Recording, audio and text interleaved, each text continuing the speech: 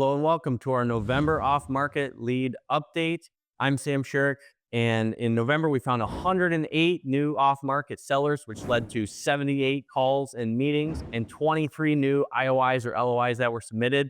That is a new record for us. Despite the holidays hitting 108 new leads is an all-time high, and a new all-time high for a new offer record with 23 new offers submitted in November, which has led us to have a record number of deals under letter of intent currently. Now, despite having a record number of deals under LOI currently, it has been a little bit of a struggle post-LOI. I'd love to give you some insights into what we're experiencing and maybe some ways to combat those struggles. So first off, again, struggle to keep momentum post-LOI. So we're seeing this both on the seller side. Sometimes sellers, taking a long time to get us the financial information, financial requests, or on the flip side, the lender really slowly working through underwriting and requesting lots of information, kind of being tight on both the financial side, the operational side, and sometimes it's the real estate in the deal. A very typical deal structure for an enterprise value deal of 1 to 10 million that we're seeing today is about 10 to 20% buyer equity, 50 to 60% senior financing. Again, this is typically SBA at this size of deal, which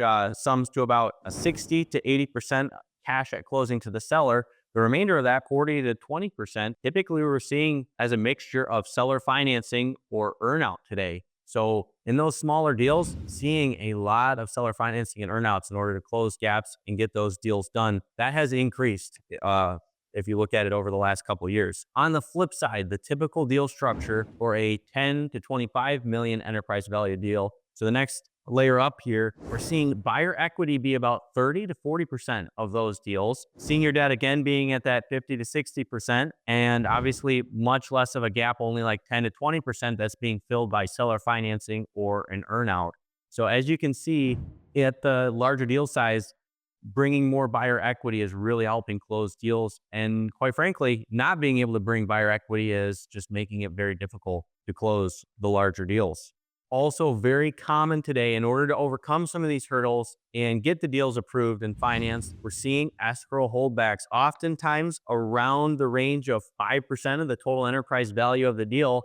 Essentially, the seller and buyer agreeing, usually for networking capital true-up purposes, we're going to hold, again, 5% of the purchase price, which would otherwise have been cash at closing, in an escrow account for a predetermined number of months or days until we're able to determine what the true net working capital at closing is versus the working capital peg that was set, and then use that for any true ups. And it could be trued up unrelated to net working capital, but that is definitely the most common true up that we see. So being prepared with financing and offering certainty to close is the biggest differentiator today. And if you have any questions, I'd love to answer. Just shoot me an email at sam@caldergr.com. And that's it for this month's update. Have a wonderful month and talk to you soon.